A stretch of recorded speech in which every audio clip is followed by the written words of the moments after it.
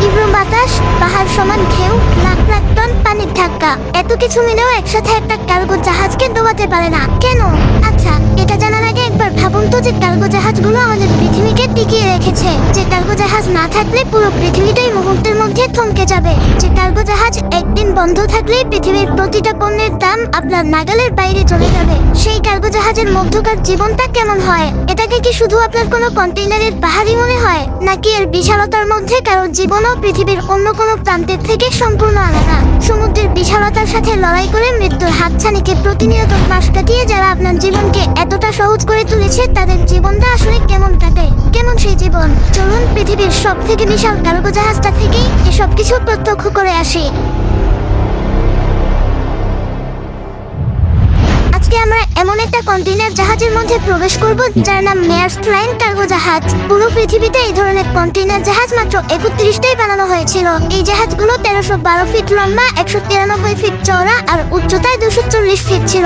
সত্যি বলতে দৈর্ঘ্য প্রস্থের পরিমাপ শুনে এর বিশালতা আন্দাজ করা কঠিন। তাই সহজভাবে বললে এই জাহাজের বেঁকে দাঁড়ালে আপনি সমুদ্র পৃষ্ঠ থেকে প্রায় 200 ফুট উপরে থাকবেন।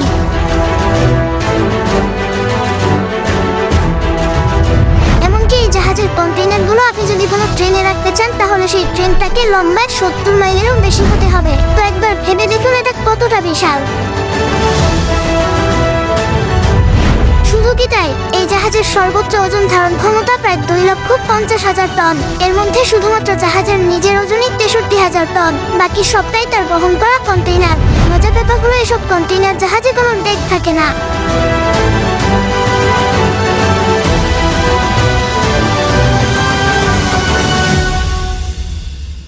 কারণ তাদের লক্ষ্য থেকে যতটা সম্ভব কন্টেইনার বহন করা, যদিও এতে কিছুটা রিস্ক থেকেই যায়।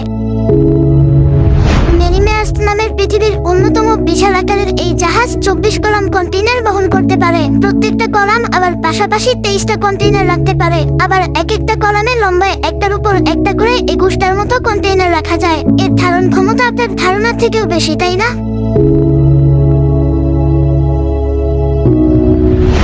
চলুন জাহাজটার নিচে অনুপ্রবেশ করা যাক। সমুদ্র পৃষ্ঠের 100 ফুট নিচে জাহাজটার ভেতরের দৃশ্য এটা দেখেই বুঝতে পারছেন জাহাজের কর্মীদের নিচে যাওয়ার প্রয়োজন হলে অনেক ঢালু সিঁড়ি পার করে যেতে হয়।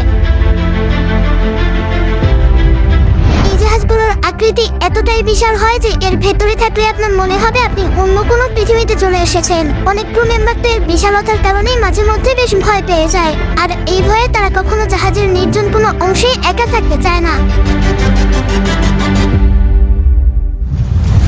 জাহাজে একটা টরসন বক্স আছে, যেটা আসলে এক ধরনের মেটাল রিম, যেটা পুরো জাহাজটাকে আচ্ছাদিত করে রাখে। এর সাহায্যে জাহাজটার গঠন এবং ব্যালেন্স ঠিকঠাকভাবে ধরে রাখে, যাতে কোনোভাবেই তো ভেঙে না যায়। এই রিংগুলোর আকার এতটাই বিশাল যে এর ভেতর দিয়ে পুরো একটা করিডোর বানানো হয়েছে। তাই জাহাজের কর্মীরা এসব করিডোর দিয়েই জাহাজের এক জায়গা থেকে অন্য জায়গায় যেতে পারে। সবচেয়ে মজার ব্যাপার হলো এসব কন্টেইনার জাহাজের আকৃতি বিশাল হলেও এগুলো পরিচালনা করতে খুব বেশি ক্রু মেম্বারের প্রয়োজন হয় না। বেশিরভাগ ক্ষেত্রে 25 জন ক্রু মেম্বারের একটা গ্রুপই এই জাহাজ ঠিকঠাকভাবে পরিচালনা করতে পারে।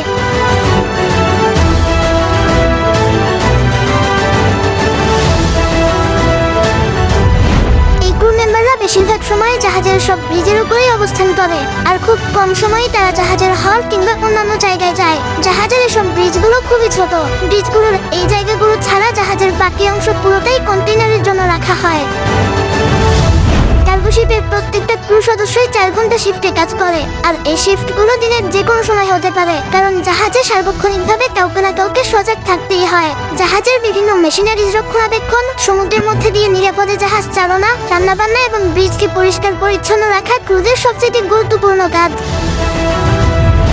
তবে কন্টেইনার জাহাজে কিন্তু বেশ পরিশ্রমের কাজও করতে হয়। জাহাজে ক্রুদেরকেই প্রতিদিন খুবই টাইট একটা শিডিউল মেইনটেইন করতে হয়। তাছাড়া একবার যাত্রা শুরু করলে সমুদ্রে প্রায় 3 থেকে 6 মাস পর্যন্ত একটানা কাটাতে হয়। এই সময়ের মধ্যে তাদের পক্ষে কোনোভাবেই সম্ভব হয় না নিজেদের পরিবারের কাছে ফিরে যাওয়ার। আবার কখনো কখনো তারা যোগাযোগও রাখতে পারে না। এমনকি জাহাজ কোনো শহরে থামলে সেখানে ঘুরে বেড়ানোরও তাদের সময় হয় না, কারণ কন্টেইনার জাহাজগুলো লোড এবং আনলোড করতে হয় মাত্র 24 থেকে 48 ঘন্টার মধ্যেই। এত কম সময়ের মধ্যে শহরে ঘুরে ফিরে উপভোগ করার মতো সময় জাহাজের ক্রুদের হয় না। তবে হ্যাঁ, বেশিরভাগ কার্গো শিপ ওয়ার্কাররা লক্ষাধিক টাকা বেতন পেয়ে থাকে, আর তারা বছরে 6 মাস পর্যন্ত পরিবারের সাথে ছুটি কাটানোর জন্য সময় পায়।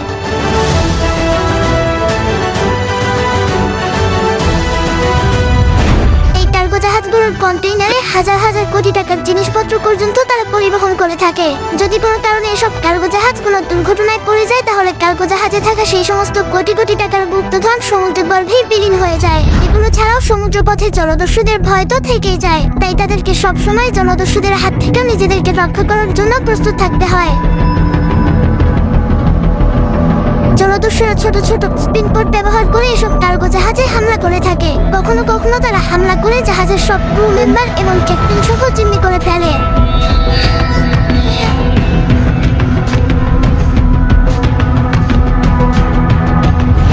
যেমন সম্প্রতি বাংলাদেশের একটা কার্গো জাহাজ জলদস্যুদের আক্রমণের শিকার হয়েছিল।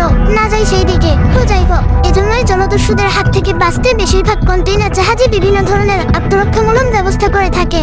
এর মধ্যে সবচেয়ে কার্যকরী পদ্ধতি হলো ওয়াটার হোজ সিস্টেম।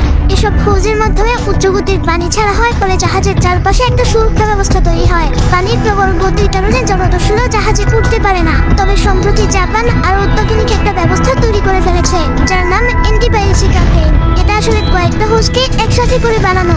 এগুলো একটানা জাহাজের পাশ দিয়ে ঘুরতে থাকে এবং এর মধ্যে থেকে উচ্চ গতিতে পানি বের হয়। জলদস্যুদের পক্ষে কোনোভাবেই সম্ভব হয় না এসব পানির গতি রোধ করে জাহাজে বেয়ে ওঠার।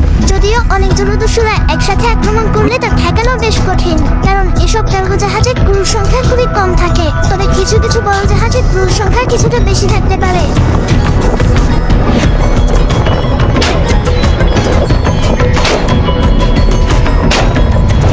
এছাড়াও কার্গো জাহাজের কন্টেইনারগুলোকে নিরাপদে রাখাটাও বেশ বড় একটা চ্যালেঞ্জ।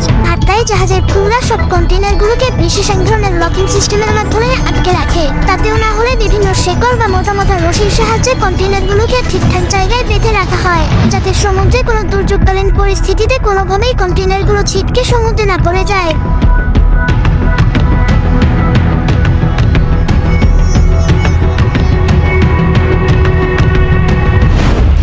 কিছুর মধ্যে দিয়ে যখন একটা কার্গো জাহাজ কোনো বন্দরে গিয়ে পৌঁছায়, তখন শুধুমাত্র 24 থেকে 48 ঘন্টার মধ্যেই সেই কার্গো জাহাজটাকে একদম খালি করে ফেলা হয়। আর এরপর কোনো রকম বিরতি ছাড়াই আবার সেই কার্গো জাহাজটাকে ভরাট করা শুরু হয়। এর যাত্রা যেন কখনোই থেমে থাকে না।